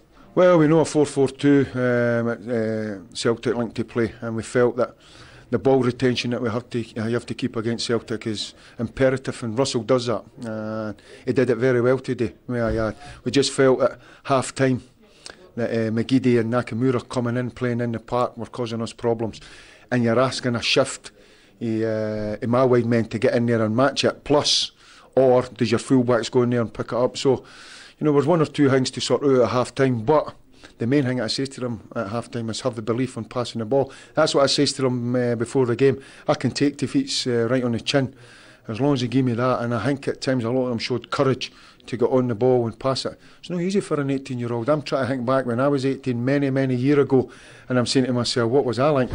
It was just head it and kick it as far as I could. Still when I'm 40, I know what you're going to say. Still now. But, these young kids, even if they move on to other things, I'd like to think they're going out the door with an education. John, thanks for talking to us. Cheers, thanks very much. I'm just frightened about the prospect of John Hughes as an 18-year-old. I hate to think what he was like at that stage. But yeah, he's justifiably enthusiastic and pleased about the performance of his youngsters, and a lot was said pretty much about the link up with Arsenal and the players who've come from there, Stokes and O'Donnell and Craig, but it was actually the homegrown youngsters who produced here today a defence for him. Yeah, well, the three, Scobie, Barn, Twaddle, have all got a real chance again. They've got another young lad here, 17-year-old guy, young lad Allison, who's got a real chance as well. Is that his first name or his second name? That's his second name, thankfully. So I think they've got high hopes for all of them, and I mean that's a back four. The oldest one's about 21 and 20 in it, so I mean I think that the Arsenal thing as well, and these young, that's down to Yogi and Rice's hard work. That's them going to games, and at this level it's a thing you've got to do. You've got to go and network, you've got to go to games, you've got to make contact with people, and they've obviously done that, and they're reaping dividends. But you know what, John said it there, they didn't get any points today, and they're only, what are they, 3 points off the bottom of the league, so they know they're still in a fight. Well, I was going to say that he's going to have to marry that, bringing the kids through with getting results, because the bottom line is they have to stay in the SPL now. If they play like that, and we know they can play like that, and it's not just here today against Celtic, then they will win more games than they lose. But they seem to be better away from home. I don't know why that is. Although arguably they should have taken at least a point out of this game today. They didn't. But I think you can go away pleased when they look at the video, some of their play, the way, as he said, the young boy Barr and the defender stood up to Celtic at times. Thomas Gravesen didn't have a great game in midfield, and that bodes well for the Falkirk midfield. But the bottom line is they lost the game, and that'll be disappointing for them because they want to go. There's a great crowd here today, a good little atmosphere. But they've gone away seeing a decent Falkirk performance, but no points on the board. The problem for Falkirk, as we said, was at the top end, wasn't it? Because they did defend so well, they were good in midfield. They just lacked that little bit of creativity and better finishing. I think they lack that bit of quality up front, which I don't know if Falkirk can attract that yet. But I mean, Craig was saying away from home, I think they've got good defenders, they've got a good defensive midfield play. That's why it works for them. Yeah, the onus isn't on them to go out and win a game away from home. They can counter-attack, and and that suits them. At home at Falkirk, the fans here are very demanding. I know that myself, and they want you wave after wave of attacks. That's what they were used to at Brockville. That's what they want here, and I think they need a little bit more quality up top. But it's whether they can attract that to the club. The difference is the final third. I mean, a lot of players are of a similar level. But what makes a player at this level and one from the top level is when they get into that final third, it's about decisions, it's about end product. And Falkirk had everything today, bar the end product. Celtic didn't play particularly well, but it had a little bit of quality. Miller maybe could have scored in the first half when he hit the bar, good skill, and had McGeady with that little bit of composure and quality in the final third. And that was the only difference between the sides in terms of football. I think if you look at the stats, Falkirk had more efforts at goal. The percentage of possession was probably quite similar, so they didn't do a great deal wrong. Final third, bit of quality, it costs money, it takes a bit of confidence, you're at home, and it didn't quite happen for them today, but that's why Celtic. The hardest part of at any level of football is that end product, as Craig says, and that's why it costs so much money. Somebody to make goals, somebody to score goals. Remember, before we're finished here at 5 o'clock, you'll have seen full highlights from Ibrox. It's 0-0 currently between Rangers and Aberdeen. We've seen the best of the first half. We've also seen first half highlights from Tynecastle as well, where it's 2-0 with the goals from Velička and Michaela, and we'll have details of what's happened in the second half there as well before we sign off. But let's have a look in a bit more detail at what happened here, with Celtic running out 1-0 winners. In the end, they ground out the result. Falkirk started very brightly, and they might just have been ahead inside the first minute, and it was Anthony Stokes on loan from Arsenal who lost his footing, maybe overexcited. Yeah, again, Russell early in the game dictating it. Paddy Craig, great little ball through. Did he show? I mean, he had one in the second half, and the young boys obviously got a chance, but did he have enough conviction there? The same with one in the second half. I don't think it looked as if he actually thought he could score. But that's a half decent chance. He does lose his footing, to be fair. Yeah, he does there. Yeah. But he did find himself in these positions on 2 or 3 occasions. You can just say, maybe a bit unsure where to put a cross in. He didn't really have anybody come up to help him. Was he going to shoot? Is he going to cross? That little bit of doubt in his mind, and his foot just slipped away from him. It was a good 30 seconds into the game. Celtic stretched already. It was a good chance to get off to a good start, but didn't take it. I don't think he lacks confidence, Ian, does he? I mean, I saw him late on in the game when that free kick was given, and he was saying, "This is mine. I'm having this." Well, a 20-year-old with a column in an Irish newspaper. 18 years. 18. Sorry. Yeah. Well, he's obviously doesn't lack for confidence. That's for sure. Nakamura had a chance for Celtic in the first half. We didn't see too much of Celtic talking about the final third in terms of attack, but he carved this out for himself with good quick feet, good balance, good movement, but not really a good effort at goal. I think you often wonder what you're going to get from Nakamura. I mean, I think you see afternoons where he's brilliant, fantastic, does some great stuff, and then today, he had this shot where he worked it well, not a great finish, but he really wasn't in the game much, and McGeady was on the opposite side, was the one making things happen. So in terms of Nakamura, I mean, one week he does something out of this world, and next week you don't really see him. That consistency is not really there with him. We've talked about how good Darren Barr was at the back here for Falkirk today. He was also a threat in the opposition penalty box at set pieces. Here's a perfect example of that. And this caused a lot of half-time chatter about whether a penalty should have been given. Did Kenny Miller handle the ball on the line? Should it have been a spot kick? Well, eventually we managed to find the camera angle, which seemed to say that Arthur Boric put his hand in front of Kenny Miller's arm. The good thing is, I think Falkirk worked that corner. I think they do that too, because they hit an awful lot of balls overhit today, round the back, and it's inconclusive there, but you saw the angle when we showed it earlier, that it was... This is it, yeah, it's definitely Arthur Boric's hand that gets that. And it's actually a decent stop, because he's going back, he's almost over the line. And the referee was actually out the box on this right hand side here, so he was looking, he was blocked, and I don't think his assistant could see it either. So can we say well done, Ian Brown? No, in that case, no. In that case, he may well have given the penalty, because he maybe a bit unsure, and the Falkirk players were claiming for it. But I think you can see, and it's one of those ones that's so close, such a delicate one. But the camera, when we slowed it down, Boric's arm came through, and it was no penalty. Kenny Miller's been in great form lately, a couple of big goals in his last 2 games, and you can see the confidence coming back to him in terms of striking on goal, because that was terrific, wasn't it? Well, it's a striker on form, a striker with confidence, very instinctive. Craig said that, when we saw it in the first, great first touch, and he's just incredibly unlucky. Don't know what the goal is doing. It's made it easy for him, but he's taking a great first touch, and it's just bad luck. I don't think his performances at all have dipped, whether he's been scoring or not. But I think it'd be quite easily conceivable for Kenny Miller to have 6 or 7 goals this season. I mean, first game of the season, Kilmarnock at home, when Celtic beat Kilmarnock by 4, he had a couple of chances in that game, so it just wasn't happening from general performance.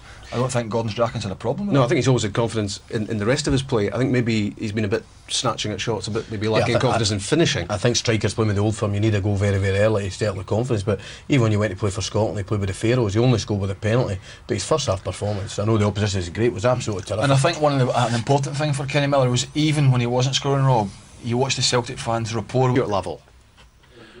Gordon, is it fair to say Celtic were not at their best today? I'll tell you what's fair to say, that Falkirk were excellent. See, you always start with negatives, and media-wise it's always the same. It's always the same, it's not you, Steve, it's just it's the world you live in. Falkirk were absolutely excellent. First 45 minutes, I doubt, if you ask John, I think that's about as best I've seen his team playing. And all credit to him, I thought they were first class. Well done. Longer the game went on, the more we come into it, we started passing the ball a bit better, and had a few chances ourselves. But I felt reasonably comfortable in the second half, but the first half was excellent. Falkirk. Your players certainly seemed to keep possession a lot better in the second half, and Falkirk, that's their strength, they pass the ball well. It was a really good game of football, wasn't it? Good game of football, plenty of excitement, I think, a lot happening, a lot of blocks. Our ordinary players, in terms of defending, had to be good at their job today, because we didn't defend well as a team, so it had to be called upon for individuals to make some good stops, good saves, and we thank them for that. Needed a bit of magic from one of your creative players, and got it from Aidan McGeady late on in the game. Yeah, well, he was warming to the game the longer it went on, because we never gave him an opportunity really to go and show his talents, because of the way Falkirk played and the way we played in the first half. We can only give these boys, the flair players, a platform. If you don't give them a platform, they can't play very well. Second half we gave Aidan a bit of a platform and he relished it. And always encouraging for another 3 points and of course another clean sheet. That was good, but that's I think that's the most chances, apart from Manchester United probably, that anybody's had against us for a long time. So as I say, well done to Falkirk. I thought they were excellent.